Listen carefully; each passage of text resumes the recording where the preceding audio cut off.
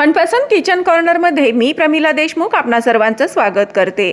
आज आपण सुप्रियाताई यांच्या इझी कुकिंग विथ सुप्रियामधील फोडणीची डाळ कशी बनवायची ते पाहूयात। तर आज मी बनवणार आहे फोडणीची डाळ। तर इथे पहा, फोडणीच्या डाळीसाठी मी 1 वाटी चणा डाळ भिजत घातलेली होती। एक 2-3 तास जरी भिजू घातली तरी छान भिजेल आणि त्याला छान त्याचं पाणी सगळं काढून घेतलेलं आहे, चांगली ती सुकी झालेली आहे।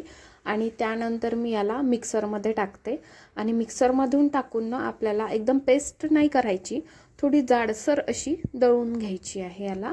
तर इथे पहा, आता फक्त चण्याची डाळच दळून घ्यायची आहे। तर इथे पहा, जाडसर असं मी दळून घेतलेलं आहे वाटण।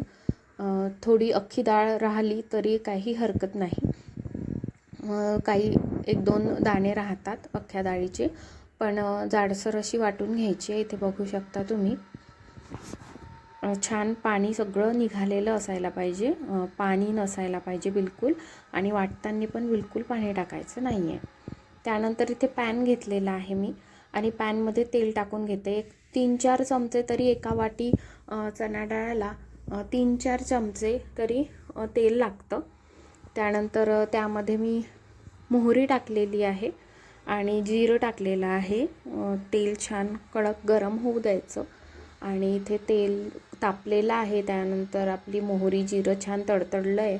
आता यामध्ये लसण पेस्ट असेल तर टाकू शकता, किंवा इथे पहा, मी लसणाच्या पाकळ्या आहे त्याला कट करून घेतल्या आहे छोट्या छोट्या, आणि एक हिरवी मिरची घेतलेली होती, तिखट होती त्यामुळे मी एकच घेतली। आणि तुम्हाला जर वाटलं तर तुम्ही इथे बारीक मिक्सरमध्ये वाटून घेऊ शकता। मिरचीचा ठेचा पण टाकू शकता किंवा अशी पण काप टाकू शकता। याला परतवून घ्यायचं आहे लसण आणि मिरचीला। त्यानंतर थोडीशी अशी हळद टाकायची आहे आणि हळद पण परतून घ्यायची आहे। आणि आता आपल्याला काय करायचं, इथे टाकायची आहे जी डाळ आपण मिक्सरला वाटून घेतलेली होती।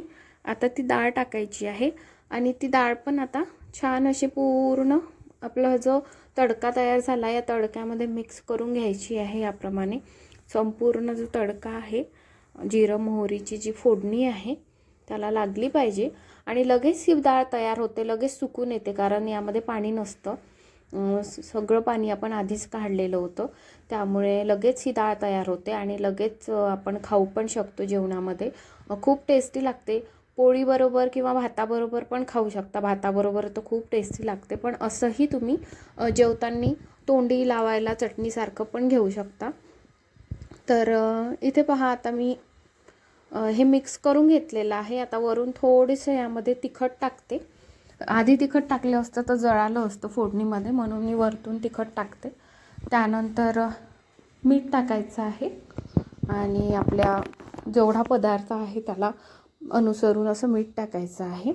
आणि त्यानंतर थोडीशी किंचितशी अशी चव यायला म्हणून आपल्याला टाकायची आहे साखर। जर तुम्ही लिंबू असेल तुमच्याकडे तर लिंबू पण टाका। अर्धा लिंबू पिळून टाकलं ना की आंबट गोड अशी छान अशी चव तयार होईल। माझ्याकडे लिंबू नव्हतं त्यामुळे मी लिंबू नाही टाकले, आणि तुम्हाला हवं असेल तर लिंबू टाका, बाकी कुठला आंबट पदार्थ टाकू नका, लिंबू टाकू शकता। आणि इथे पहा, आता वरून हिंग टाकलाय। हिंग मी वरूनच टाकते, कारण फोडणीमध्ये हिंग जळतो असं मला तरी वाटते, त्यामुळे मी हिंग वरतूनच घालत असते, फोडणीमध्ये मी सहसा घालत नाही। आणि इथे पहा, छान मिक्स करून घेतलेली आहे, गॅस बंद करून घेतलेला आहे आणि इथे फोडणीची डाळ छान तयार झालेली आहे। हा विदर्भातला पदार्थ आहे, खूप जणांना माहिती असेल, कोणाला माहीत पण नसेल, पण भरपूर चालतो हा। आणि तुम्हाला कशी वाटली रेसिपी कमेंट करून नक्की सांगा। शेवटी काय करायचं आहे, थोडीशी कोथिंबीर टाकायची आहे। कढीपत्ता असला तर तोही फोडणीत तुम्ही घालू शकता, कढीपत्त्याची फोडणी आणखीन सुंदर लागतं। आणि अशा प्रकारे आज मी फोडणीची डाळ बनवली आहे। तुम्हाला कसा वाटला माझा हा फोडणीच्या डाळीचा प्रकार कमेंट करून नक्की सांगा।